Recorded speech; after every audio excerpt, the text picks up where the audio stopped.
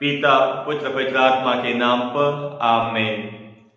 आज के वचन संत लूकास का सुसमाचार अध्याय 21 पद संख्या 5 से लेकर 11 से लिए हुए हैं।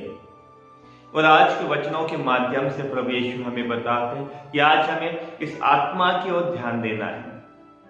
यरूशलेम के लोग उस बाहरी मंदिर को देखते हुए, यरूशलेम मंदिर को देखते हुए उसकी प्रशंसा करते हैं क्योंकि वो अति सुंदर बनाया हुआ था।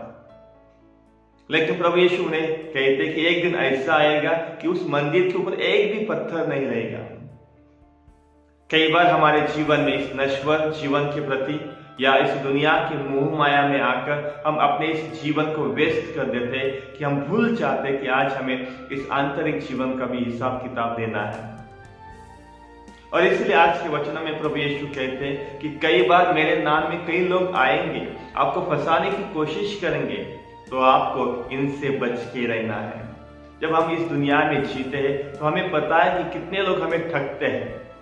कई बार हमें फोन कॉल आता है, कहते हैं कि आपको लॉटरी लगा है। कई बार कोई बैंक से कॉल करके कहता है कि आपको एक OTP आने वाला है।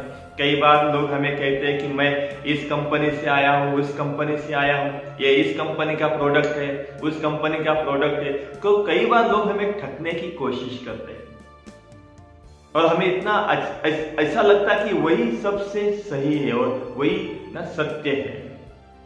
लेकिन आज के वचनों में प्रभु यीशु कहते हैं कि इन लोगों से बच के रहिए जो हमें फंसाते, ठगते हैं। क्रिस्त में मेरे प्यारे भाई और बहनों, प्रभु यीशु के इन वचनों से आज हमें यह सीखना है कि हमें सत्य परमेश्वर पर विश्वास करना है, जो प्रेम, दया, शांति और सत्य के मार्ग पर चलाने के लिए सिखाता है। हमें किसी के भी पीछे आज नहीं जाना है। संत यूहन्ना का सुसमाचार अध्याय 10 में हम लोग सुनते हैं कि भेड़ अपने चरवाहा की आवाज सुनती है और उसके पीछे पीछे जाती है। आज हम किसके पीछे जा रहे हैं? इस दुनिया की मोह माया में फंसाने वाले लोगों के पीछे, अजनबियों के पीछे, क्या जो हमें प्यार करते हैं, जिसकी हमारी चिंता है, हमारे मम्मी पापा है, हमारे भाई बहन है, हमारे रिश्तेदार है, क्या आज हम उनकी बातें सुनते हैं?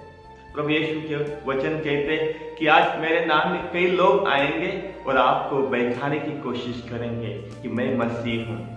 कई बार हमारे जीवन में कई लोग आते हैं, पराये लोग आते हैं और हम अपने अपनों को भूल जाते हैं। ऐसा लगता है कि वो पराये हमारे सब कुछ है।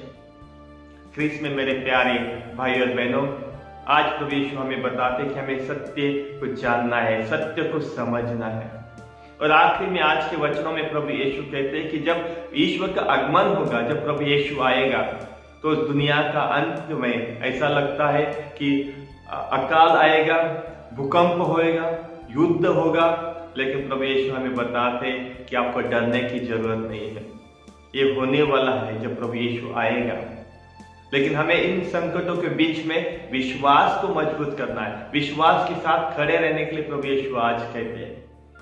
क्रिस्त में मेरे प्यारे भाई और बहनों, संत यूहन्ना का सुसमाचार अध्याय 11 में हम लोग सुनते हैं प्रभु यीशु ने मार्था से कहा था कि ये जो बीमारी है मृत्यु के लिए नहीं बल्कि ईश्वर की महिमा के लिए। जब हमारे जीवन में कभी बीमारी आ जाती है, अकाल आ जाता है, युद्ध होता है, संकट आते हैं, तूफान आ जाते हैं, तो ये हमारे अंत के लिए नहीं है बल्कि ये हमें ईश्वर को जानने के लिए, ईश्वर को याद करने के लिए आती है, ईश्वर को समझने के लिए। अगर हमारे जीवन में कभी तूफान नहीं आती, आंधी नहीं आती, बीमारी नहीं आती, तो शायद हम लोग ईश्वर को कभी याद नहीं करते। पर ये सब चीजें जो होती है तो हमें ईश्वर को याद दिलाती है कि इन सब से ऊपर कोई है, वो है ईश्वर है। और इसीलिए प्रभु यीशु का वचन कहता है संत मत्ती का सुसमाचार अध्याय 24-25 में, आकाश व पृथ्वी टल जाएगी पर मेरे वचन नहीं टलेंगे। क्रिस्त में मेरे प्यारे भाई और बहनों, आज हमें उस अंत में जो हमें ईश्वर के पास जाकर हमारा जो हिसाब किताब देना है, उसके लिए अच्छा जीवन को जीना है।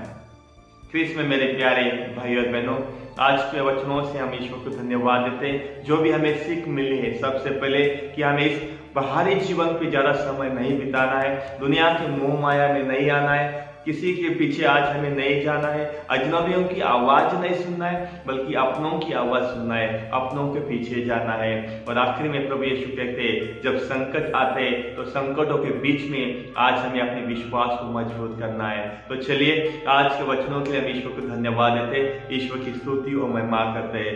पिता पुत्र पवित्र आत्मा की बड़ाई होवे, जैसे वो आदि में ते अनंत काल तक सदा रहेगी। आमीन।